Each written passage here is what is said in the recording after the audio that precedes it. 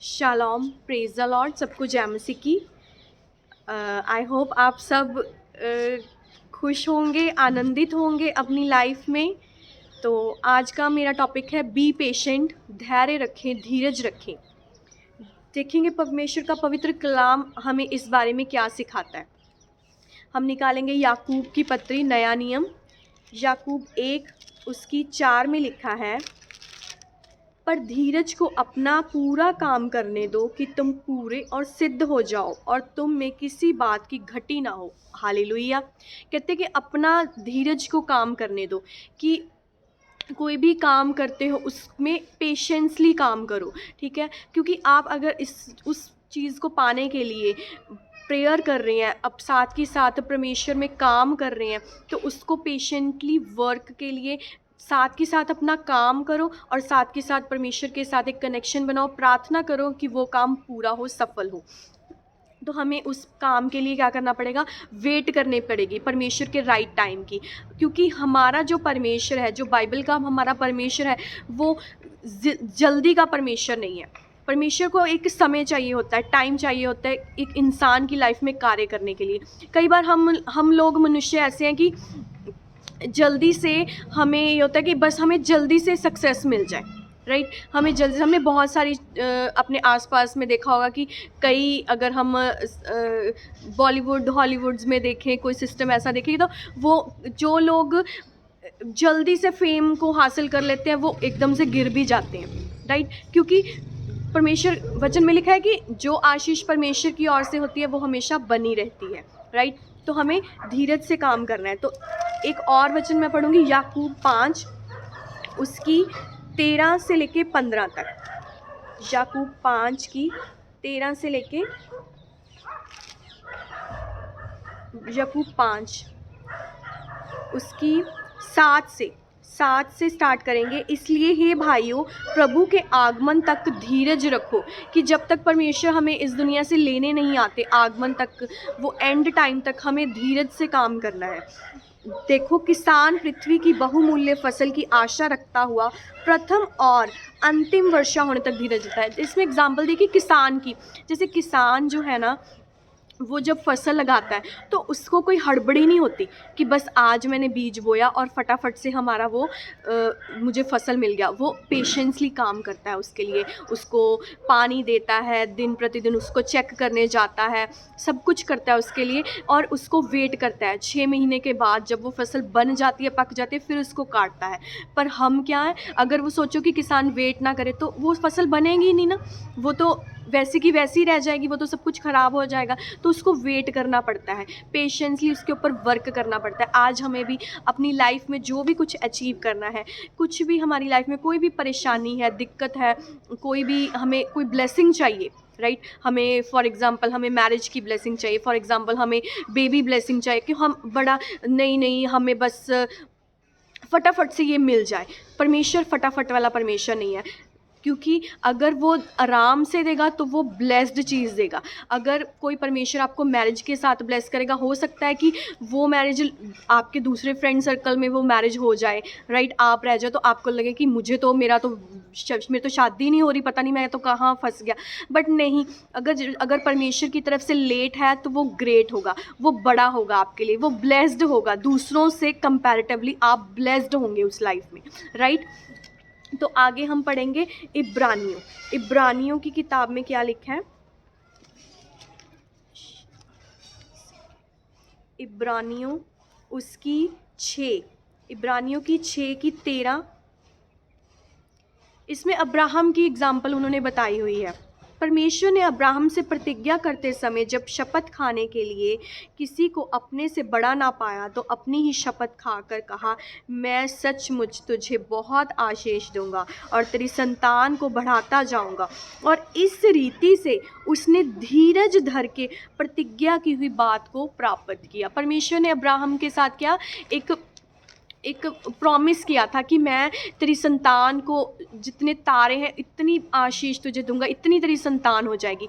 पर वो जब हम बाइबल में पढ़ते हैं तो वो 199 वर्ष तक भी वो उसके कोई औलाद नहीं थी। तो इसमें लिखा है 15 में लिखा है, इस रीति से उसने धीरज धर के प्रतिज्ञा की, उसने धीरज रखा, उसने परमेश्वर को काम करने दिया अपनी ज़िंदगी में। अगर वो हड़बड़ा जाता कि नहीं नहीं परमेश्वर, मैं तो 99 साल का हो गया, मेरे तो कोई बच्चा ही नहीं हुआ, मैं तो डॉक्टरों के पास भागता हूँ, मैं तो कोई बाबा टोने कोई तंत्र मंत्र करने लग जाता हूँ, तो मैं तो कोई उपाय करने लग जाता हूँ, तो उसने ऐसा कुछ भी नहीं किया।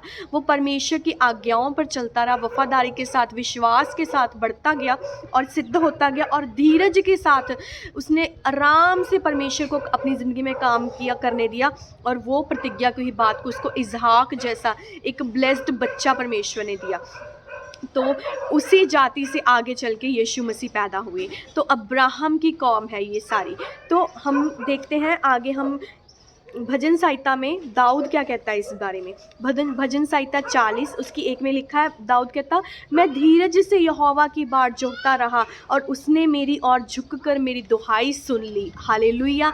कहता कि जब मैं धीरज के साथ, जब मैं आराम से पेशेंस होके परमेश्वर की दुहाई देता रहा, मतलब प्रार्थना में अपने हाथों को उठा कर प्रार्थना करता रहा, परमेश्वर के काम करता रहा, तो परमेश्वर ने क्या किया, मेरी दुहाई को सुन लिया, मतलब मेरी प्रार्थना को सुन लिया। तो हमने भी जब प्रार्थना करनी है तो उसमें हड़बड़ाहट नहीं करनी कि मुझे तो इस विषय के लिए 1 महीना हो गया प्रार्थना करते, मुझे तो इस विषय के लिए 6 महीने हो गए, साल हो गए।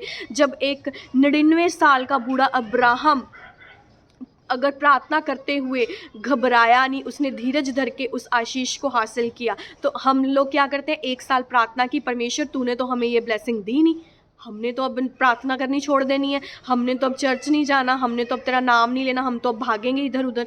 तो ये चीज़ परमेश्वर को पसंद नहीं है। परमेश्वर हमेशा धीरजवान लोगों के साथ रहता है, जो अपनी ब्लेसिंग के लिए उस प्रार्थना में बढ़ते चलते जाते हैं, आत्मिकता में बढ़ते जाते हैं, पवित्रताई में बढ़ते हैं, और परमेश्वर से वो ब्लेसिंग्स को हासिल करते हैं। हालेलुया। तो गलातिया में हम पढ़ते हैं, गलातिया में परमेश्वर ने बताया कि आत्मा के जो फल हैं 9, उसमें एक फल है 9, एक फल है धीरज। गलातिया में हम परमेश्वर से मांगते हैं कि परमेश्वर मुझे अपने फलों से भर, फलों से भर। तो उसमें क्या लिखा हुआ है गलातिया 5:22 में, पर आत्मा का फल प्रेम, आनंद, शांति, धीरज, उसमें भी धीरज है। कि जिस व्यक्ति में धीरज है ना, मतलब हम देख सकते हैं कि परमेश्वर का आत्मा उसमें वास करता है। अगर हम हड़बड़ाहट में है कि हमें तो ये हीलिंग नहीं मिली, हमें तो ये आशीष नहीं मिली, मुझे तो ये बच्चा नहीं मिला, मुझे तो वीज़ा नहीं मिल रहा, तो अगर हम हड़बड़ाहट में है तो परमेश्वर कार्य नहीं कर पाएगा। हम अगर हमारी ज़िंदगी में धीरज है, धीरज का मतलब ये नहीं है कि हम आराम से वेट तो कर रहे हैं, बट हम साथ के साथ परमेश्वर की और कुड़कुड़ा रहे हैं, लै रब तू तो सानू दिता ही नहीं हैगा, मैं तो तेरी दुआ करते कितना टाइम हो गया, तो वह परमेश्वर कार्य नहीं करेगा। हमें आनंद होके परमेश्वर में धीरज से काम करना है, राइट। आनंदित रहना है, अपने मन को अशांत नहीं करना, हमेशा आनंदित रहते हुए, प्रार्थना में बढ़ते हुए, पवित्रताई में बढ़ते हुए हमने वो कार्य को अपने वो अचीव करना है। वो जो ब्लेसिंग है, जो ऐसे अब्राहम को वो ब्लेसिंग मिली, वैसे ही हमें वो सारी ब्लेसिंग्स, हमें जो बाइबल में लिखी है, हम सारी ब्लेसिंग्स के हकदार हैं। बस प्रॉब्लम कहाँ पे आती है, हम पेशेंस को गवा देते हैं, राइट। तो हमने पेशेंस को गंवाना नहीं है, हमने आराम से प्रार्थना में बढ़ते हुए क्या करना है, अपने वो ब्लेसिंग्स को अचीव करना है। तो हम देखते हैं कि एक चाइनीज़ बैम्बू ट्री होता है, एक चाइनीज़ बैम्बू ट्री है, उसमें क्या होता है कि दुनिया का वो इकलौता ऐसा पेड़ है जो 5 साल तक ना, जिसका कोई इफेक्ट नहीं आता, जो उसकी जड़ों पे जब हम पानी देते रहते वो कोई आपको रिजल्ट नहीं शो करेगा। कि लाइक आम आदमी बंदा सोचेगा कि अगर हम हमारे जैसा बंदा सोचेगा ये तो बढ़ ही नहीं रहा, इसका कोई बेनिफिट नहीं है, बट 5 साल के बाद उसमें क्या होता है कि उसमें चाइनीज़ बैम्बू ट्री में हर 6 हफ्ते बाद वो 8 फीट बढ़ना शुरू हो जाता है, 80 फीट। 5 साल तक कोई इफेक्ट नहीं आपको दिखेगा उसमें, बट 5 साल के बाद हर 6 हफ्ते बाद उसमें 80 फीट वो बढ़ता शुरू होता है। तो देखो कि वो अगर मनुष्य की मेंटालिटी क्या है, ह्यूमन मेंटालिटी क्या है, कि वो जल्दी का बंदा है, कि हमें बस जल्दी चाहिए, रिज़ल्ट जल्दी आ जाए हमारी ज़िंदगी में, राइट। हम अगर फॉर एग्ज़ाम्पल कि हम अगर एक क्लास में हैं, तो ये तो नहीं है कि हम आज क्लास में भर्ती हुए तो कल हमारा पेपर हो जाएगा तो हम नेक्स्ट क्लास में हो जाएंगे, राइट। हमें साल का वेट करना पड़ता है, उस प्रोसीजर में निकलना पड़ता है, तभी हम नेक्स्ट क्लास में आते हैं वो पेपर को पास करके, राइट। यही हमारी लाइफ है।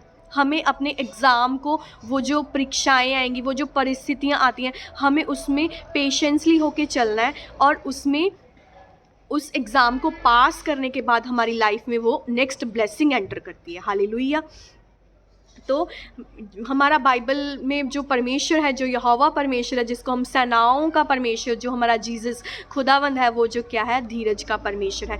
तो मेरी आपसे यही रिक्वेस्ट है कि आप परमेश्वर को अपनी ज़िंदगी में कार्य करने दें। आप इम्पेशेंस मत हो, रो मत अपनी लाइफ को लेके कि मैं क्या बनेगा। परमेश्वर अगर आपको यहाँ तक लेके आया तो वो आगे लेके जाने की भी सामर्थ्य रखता है। अगर आप अपने पास्ट को याद करें कि अगर अपने परमेश्वर ने आपको ये चीज़ें दी तो परमेश्वर आगे भी आपको दे सकता है। वो इतना छोटा नहीं है कि वो आगे आपको ब्लेसिंग्स नहीं दे सकता, राइट। तो परमेश्वर को कार्य करने दें। तो आइए एक छोटा सा वर्शिप सॉन्ग मैंने रेडी किया है इस विषय को लेके। तो धीरज रख वो रहम करेगा, धीरज रख वो रहम करेगा, झोली तेरी यीशु भरेगा। धीरज रख, हाँ धीरज रख, मन धीरज रख, अब धीरज रख। कल की चिंता तू मत करना, कल की चिंता हो, कल की चिंता तू मत करना, कल खुद अपनी फिक्र करेगा। धीरज रख वो रहम करेगा, धीरज रख, झोली तेरी यीशु भरेगा। धीरज रख, मन धीरज रख, अब धीरज रख, हाँ धीरज रख। हालेलुया। आइए हम इस मैसेज को एक प्रार्थना के साथ ख़त्म करते हैं। अपनी आँखों को बंद करें, अपने हाथों को स्वर्ग की ओर उठाएं। हम प्रार्थना करते हैं। परमेश्वर, मैं एक एक जन को तेरे लहू में छुपा लेती हूँ मेरे खुदावन खुदा। जो भी इस वचन को सुन रहे हैं, जो इस वचन को समझ पा रहे, परमेश्वर तेरा आत्मा इनको छू के आज़ाद करे मेरे खुदावन खुदा।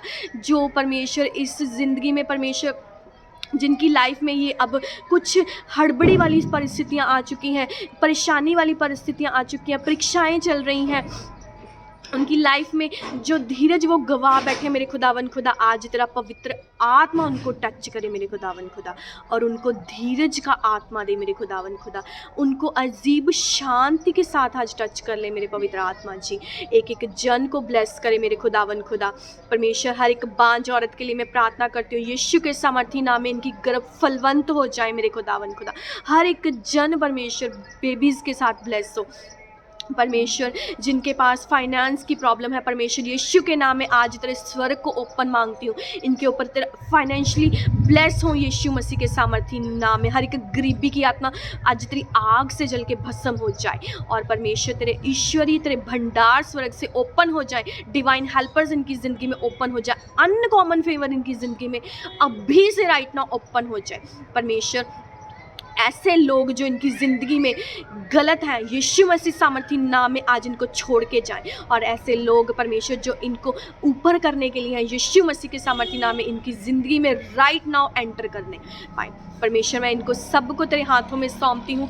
जो भी परमेश्वर बीमारी में है किसी, आज यीशु मसीह के सामर्थी नाम में एक एक की बीमारी जल के भस्म करती हूँ, भस्म हो जाए। तेरी पवित्र आत्मा की आग पकड़े उस बीमारी के ऊपर, और वो बीमारी जल के भस्म हो जाए। मैं इनके ऊपर वर्ड को रिलीज करती हूँ।